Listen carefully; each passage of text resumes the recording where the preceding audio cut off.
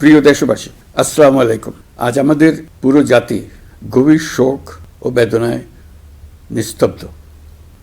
দেশের গণতান্ত্রিক রাজনীতির শীর্ষ নেত্রী, সাবেক প্রধানমন্ত্রী ও বিএনপি চেয়ারপারসন বেগম খালেদা জিয়া আর আমাদের মাঝে নেই। ইন্না লিল্লাহি ওয়া ইন্না ইলাইহি রাজিউন। বেগম খালেদা জিয়ার ইন্তেকালে আমরা গভীরভাবে শোকাহত ও মর্মাহত। তার মৃত্যুতে জাতি এক মহান অভিভাবককে হারিয়েছে। এই গভীর শোকের মুহূর্তে আমি তার পরিবারের সদস্যবৃন্দ, রাজনৈতিক সহকর্মী এবং অগণিত কর্মী সমর্থকদের প্রতি সমগ্র জাতির পক্ষ থেকে আন্তরিক সমবেদনা জানাচ্ছি।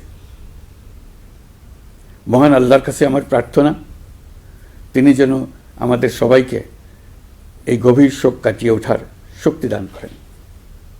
বেগম খালেদা জিয়া ছিলেন বাংলাদেশের রাজনীতিতে এক পরম মহিমান্বিত ব্যক্তিত্ব।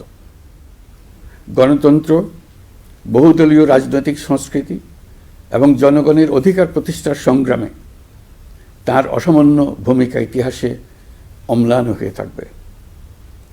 স্বৈরাচার ও ফেসিবাদের বিরুদ্ধে তাঁর আপসহীন নেতৃত্ব বারবার জাতিকে গণতন্ত্রহীন পরিস্থিতি থেকে উত্তরণের পথ দেখিয়েছে এবং মুক্তির প্রেরণা জুগিয়েছে।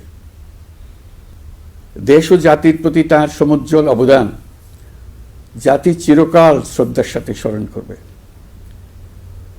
তাঁর দীর্ঘ রাজনৈতিক যাত্রা, গণমুখী নেতৃত্ব এবং প্রিয় মাতৃভূমির স্বাধীনতা ও সার্বভৌমত্বকে সমুন্নত রাখতে তাঁর অবিচল ভূমিকা অবিস্মরণীয় হয়ে থাকবে। এমন একজন মহান দূরদর্শী ও নিখাদ দেশপ্রেমিক নেত্রীর শূন্যতা পূরণ হবার নয়। প্রিয় দেশবাসী, এই শোকাবহ মুহূর্তে আপনাদের প্রতি আমার উদাত্ত আহ্বান, আসুন আমরা সবাই যার যার অবস্থান থেকে মহান আল্লাহর দরবারে বেগম খালেদা জিয়ার বিদেহী আত্মার মাগফিরাত কামনা করি। একই সঙ্গে জাতির এই কঠিন সময়ে আমরা যেন ঐক্যবদ্ধ থাকি। শোকের এই সময়ে কেউ যেন অস্থিতিশীলতা বা নাশকতার অপচেষ্টা চালাতে না পারে, সে বিষয়ে আমি সবাইকে সজাগ থাকার আহ্বান জানাচ্ছি। এই সময়ে আমাদের সবার দায়িত্বশীল ভূমিকা পালন করা অত্যন্ত জরুরি। প্রিয় দেশবাসী, সাবেক প্রধানমন্ত্রী বেগম খালেদা জিয়ার মৃত্যুতে আমি 3 দিনের রাষ্ট্রীয় শোক এবং আগামীকাল তার নামাজে জানাজার দিনে একদিনের সাধারণ ছুটি ঘোষণা করছি।